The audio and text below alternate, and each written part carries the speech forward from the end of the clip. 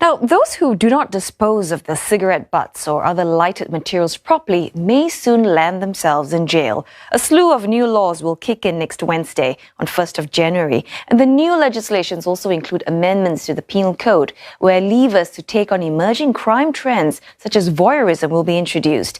And at the same time, vulnerable victims will get enhanced protection. Now, this vegetation fire broke out near Lim Chu Kang Cemetery in March, and over 50 firefighters took about 19 hours to put out the blaze, which ravaged an area the size of a football field. The Singapore Civil Defence Force called it one of the longest of such operations in recent years.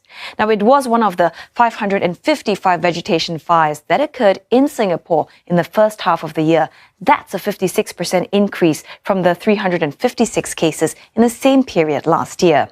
Now, the figure is also more than the annual average of 550 vegetation fires over the last 5 years. Many were caused by cigarette butts.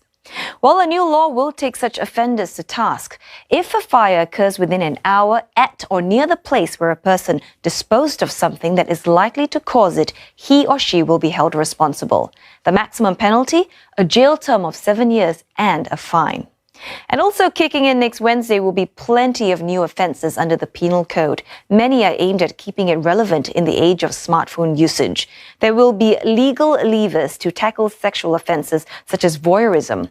For instance, making, distributing or even having access to voyeuristic recordings will be a crime. The maximum penalties for those who commit certain offences such as rape against vulnerable victims will be doubled. And attempted suicide is also no longer a crime, and marital immunity for rape is fully repealed.